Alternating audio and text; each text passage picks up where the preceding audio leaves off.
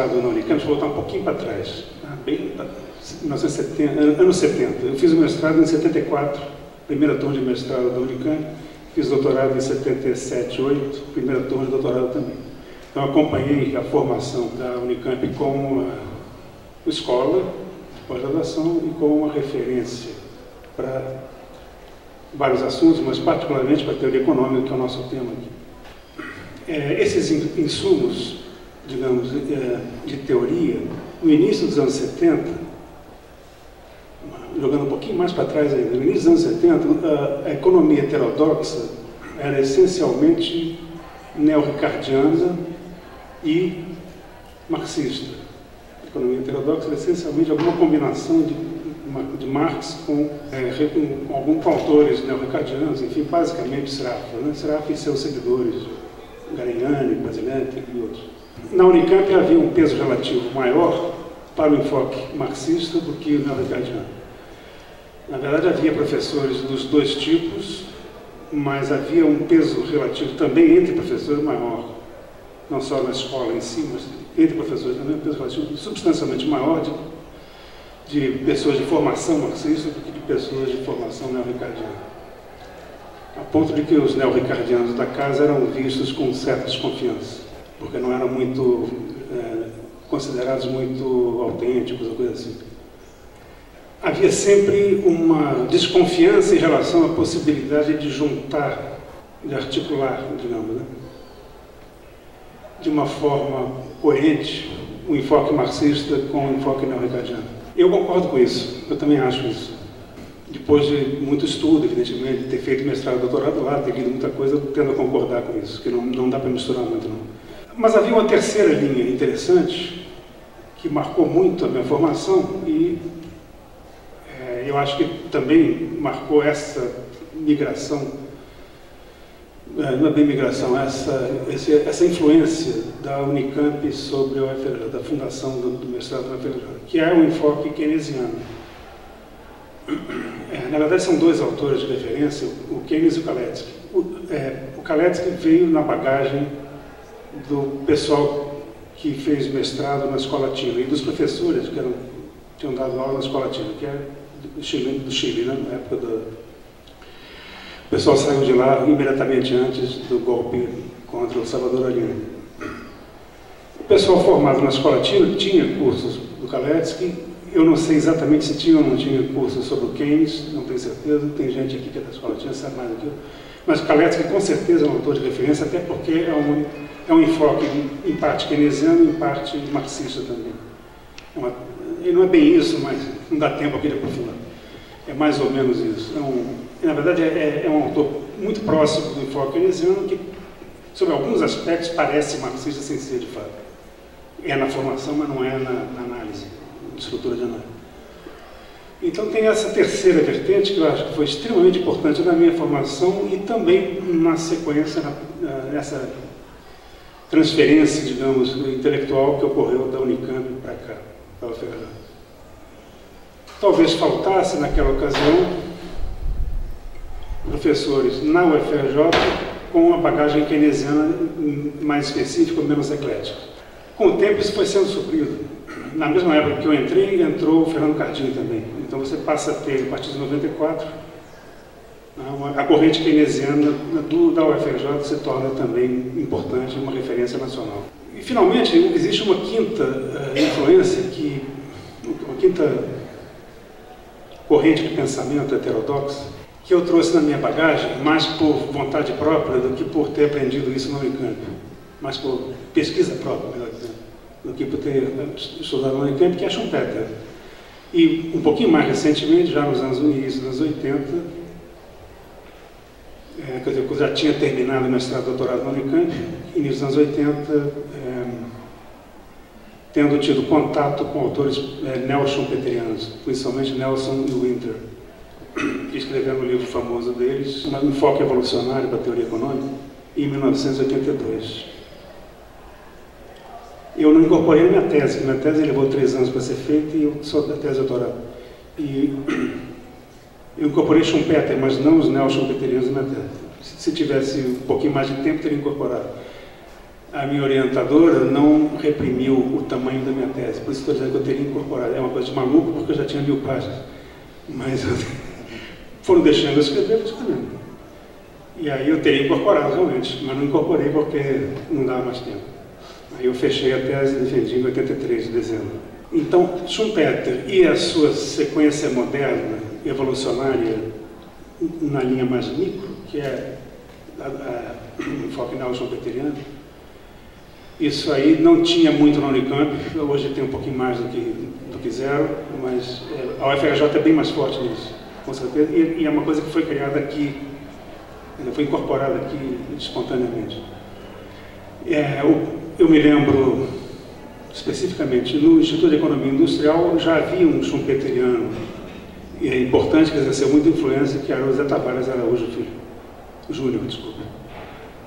O Zé Tavares era o schumpeteriano emérito, é o único schumpeteriano dos arredores aqui do Grande Rio, talvez com exceção parcial do Carlos Lessa, que participou da minha banca de tese, e que só leu, claro, ninguém leu 1000 páginas, ninguém leu os 1000 páginas, nem a Conceição, que era orientadora, mas o Lessa leu só a parte sobre Schumpeter, que interessava ele, e fez perguntas sobre isso, por aí vai.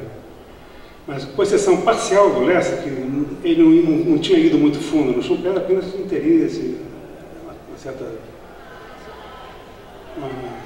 uma certa identificação com o estilo do autor, com o enfoque, com as questões levantadas pelo Schumpeter.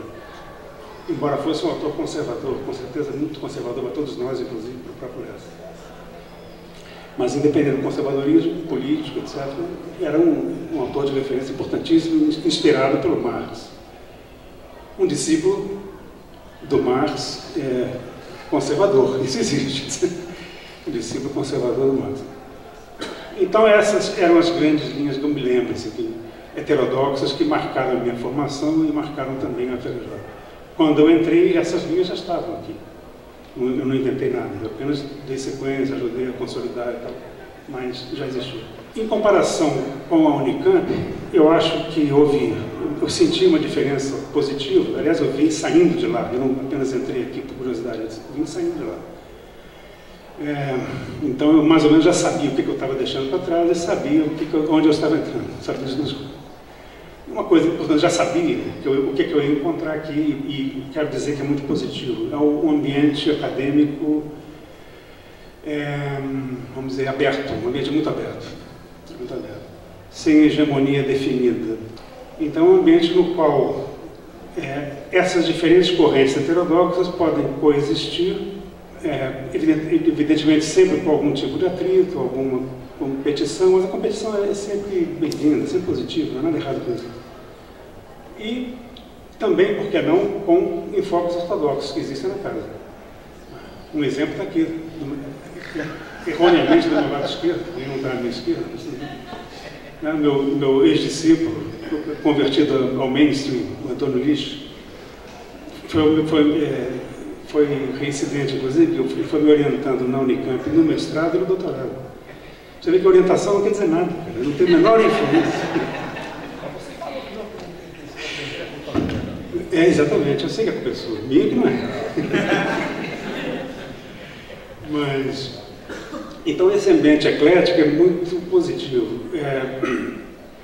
Infelizmente na Unicamp não era assim, não quero falar aqui homenagem ao UFRJ, que não tem a menor necessidade de fazer comentários em demérito de ninguém e de nenhuma instituição, mas apenas para... eu vi com muita simpatia na época, continuo vendo com muita simpatia essa convivência de visões diferentes.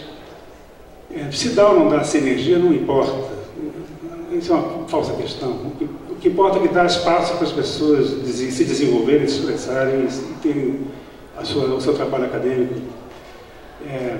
Tem um espaço para o seu trabalho acadêmico poder prosperar e eventualmente ser reconhecido, etc. Sem precisar render homenagens a algum dono da escola. Aqui não tem dono da escola. Aqui pode ser uma escola, eu acho que é uma escola, em todos os sentidos da palavra, mas é uma escola que abrange diferentes vertentes de pensamento. A economia não é não é só que é uma ciência exata, isso é bobagem, a ciência exata também tem vertentes, tem correntes diferentes, não é por aí. Exata até um nome meio equivocado, não me convence me chamar de ciências naturais, por exemplo, ou a matemática talvez até pudesse, mas forçação de não é por aí não. São várias correntes, as correntes têm que coexistir. Ninguém é dono da verdade. E a economia com mais forte razão, porque a economia, como todos nós sabemos, além de ser uma ciência social, é uma ciência da complexidade. E quando o teu objeto é complexo, no sentido forte da palavra, ninguém tem o direito de ter a pretensão só porque talvez pertença a alguma maioria, né? Imagina, ditadura da maioria. Que seja a maioria entre seitas, a maioria da minoria, também não pode. É uma seita que circunstancialmente mais frequente aqui do que as outras, nem por isso precisa também buscar algum tipo de hegemonia. Então, eu acho que isso é um avanço, isso é extremamente importante. Eu não acho que isso aconteça por desígnio, não acho que ninguém tinha tido essa intenção, aconteceu espontaneamente, um processo de auto-organização, mas eu acho que, por outro lado, esse processo de auto-organização, ele não acontece em qualquer ambiente. Existem ambientes mais propícios e ambientes menos propícios a essa forma de auto-organização criativa, positiva, quer dizer, de viver e conviver. Eu não sei como é que você pode fazer ciência num ambiente que não seja assim. Não sei como é possível. Acho que não é possível. Vaidades à parte, pretensões de ser dono da verdade à parte. Então, parabéns para o nosso Instituto por ser uma casa que comporta diferentes vertentes de pensamento e ninguém quer hegemonizar ninguém. Ou melhor, se alguém quer, não consegue. É importante, institucionalmente, não deixar, não facilitar que isso aconteça. Então, essa é a minha visão, assim, bem genericamente, sobre o ambiente no qual a nossa ciência aqui heterodoxa, com outros participantes ortodoxos, consegue se preservar, se reproduzir e avançar. Bom, o ensino, nós estamos falando de ensino também, né? O tema aí é o ensino de economia. O ensino de economia deve corresponder a isso, o ensino de teoria econômica deve corresponder a isso, ele não pode ser unidirecional, ele tem que comportar as diferentes visões. Isso vale com certeza na pós-graduação. Pós-graduação você não está formando profissional, a não ser que fosse um mestrado profissional. Eventualmente mas não é o caso. Então, na pós-graduação, você tem linhas definidas e entra quem quer, ninguém é obrigado. Ainda assim, as linhas definidas têm uma certa prevalência, substancial prevalência heterodoxa, mas as linhas heterodoxas têm que ter espaço, têm que conviver. Na graduação é diferente. E isso não é ecletismo, que eu vou dizer, é uma necessidade, uma imposição da formação profissional. Na graduação, você tem que ter necessariamente o ensino de acordo com o mainstream. Só que isso não pode e não deve ser excludente de uma formação mais ampla, uma visão mais ampla sobre o que é a economia como uma ciência complexa, como uma ciência social. E aí o resto da formação que nós temos aqui é crucial. Mas o importante para mim é que você não pode perder de vista o fato de que tem que ter uma boa formação convencional, uma formação de manual mesmo. Só que não pode se limitar a isso. Então tem que combinar a formação de manual, competente tecnicamente, com a crítica ao manual. É muito difícil fazer isso na mesma disciplina, acho que vira caos. Mas você pode dar toques na mesma disciplina e fazer isso no conjunto das disciplinas. Uma coisa que me incomoda, eu não sou paternalista. Eu nem consigo ser, tá? Eu não tenho filhos, não tenho menor interesse em paparicar ninguém da forma paternalista. Agora, a atitude paternalista é particularmente irritante para mim. Então eu trato o aluno de graduação como um adulto pensante, autossuficiente, autônomo. Tá? Eu trato dessa forma. Tá? É meio óbvio, né? Desculpe estar falando isso, é meio óbvio, mas eu conheço um monte de gente que não faz assim. Ou pelo menos não parece que faz assim. Então, eu presumo que essas pessoas, na sua faixa dos 20 anos de idade, um pouquinho menos, um pouquinho mais, elas têm maturidade intelectual suficiente para fazer suas próprias escolhas. Eu não vou lavar o cérebro de ninguém aqui. Eu apresento as ideias e tentando demonstrar cada uma delas. Quem foi ou é meu aluno sabe, já era, porque eu já saí. Mas quem foi meu aluno até recentemente sabe isso. Tudo que eu falo, eu procuro evidenciar. Se não tiver evidência teórica, tem alguma empírica, ou se nenhuma nem outra, tem pelo menos argumentos que podem ser buscados na bibliografia pertinente. Mas, em geral, o fundamento das coisas que eu falo, e eu acho que isso tem que ser feito. Tanto faz se a graduação ou pode. Já ouvi a história de que, pode ser até uma crítica que eu deveria incorporar, mas eu ouvi a história de que eu dou aula na graduação eu dou aula como se fosse para o mestrado. Eu já ouvi essa história aí.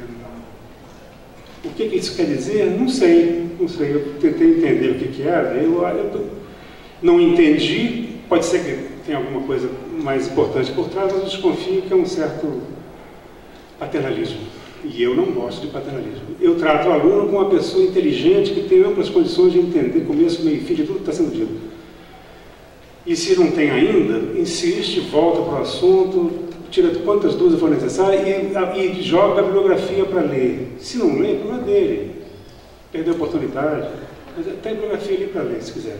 E não só ficar estudando na véspera da prova, pela, aspas, apostila Arg.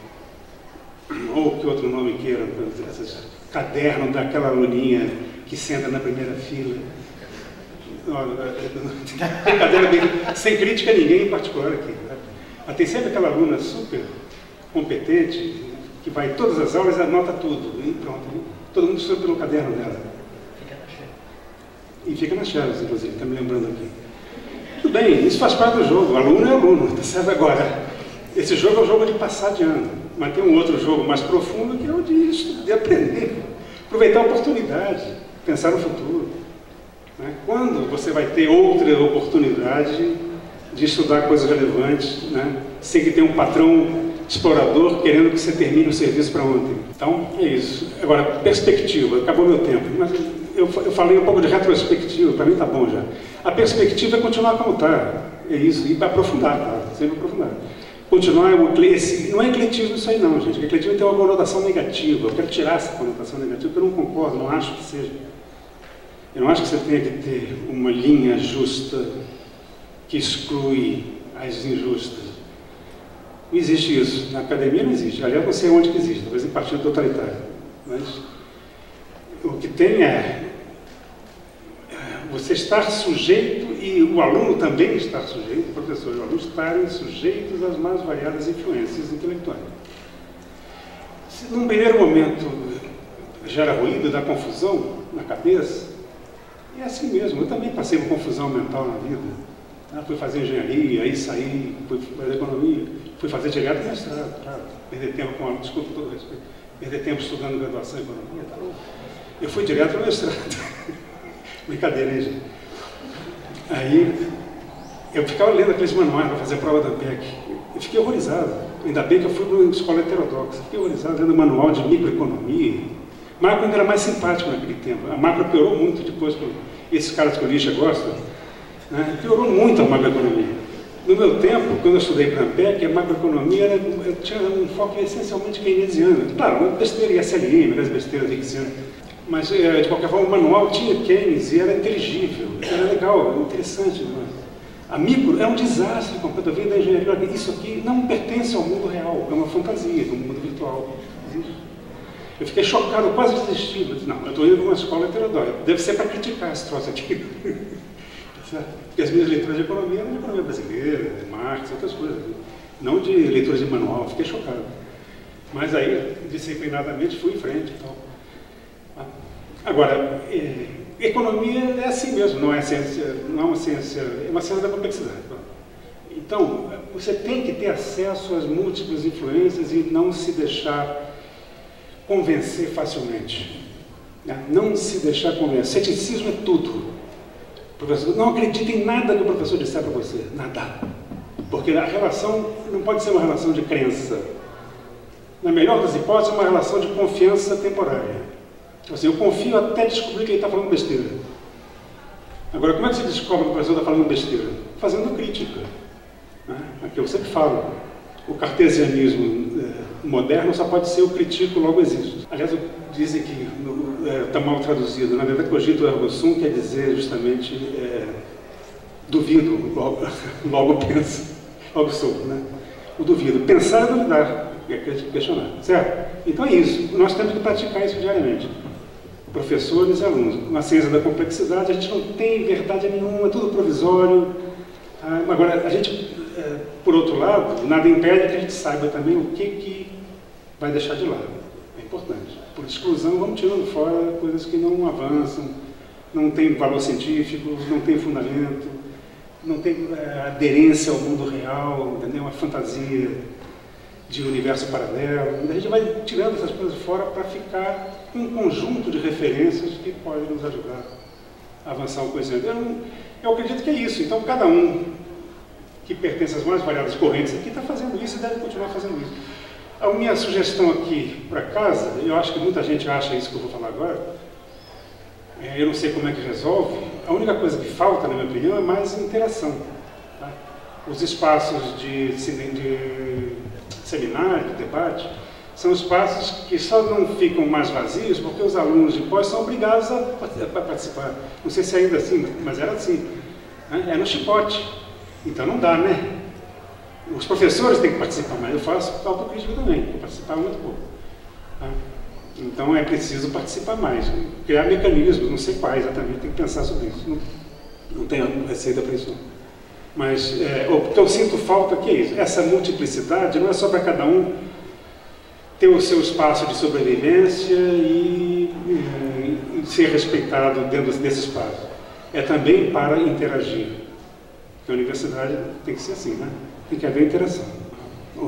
As pessoas têm que se ouvir respeitosamente. Tem que aprender a se ouvir, talvez. Bom, isso é autocrítica também, tá? Então, é mais fácil falar do que fazer, reconhece. Mas fica como sugestão para os próximos... Não é 75 anos, não. Para o próximo ano. Pronto, é curto prazo, rápido. Melhorar o grau de interação dos professores. Inclusive, tem muita gente nova entrando aqui. É importante que esse espaço de interação incorpore as pessoas novas. Que elas já não entrem isoladas. Fica difícil de recuperar depois. A pessoa se isola e vai afundando, né? Vai criando aquela coisa que os neochopetianos chamam de path dependence. Né? Vai começando a cavar cada vez mais o sulco do qual você não sairá mais. Bom, por mim é só isso, obrigado.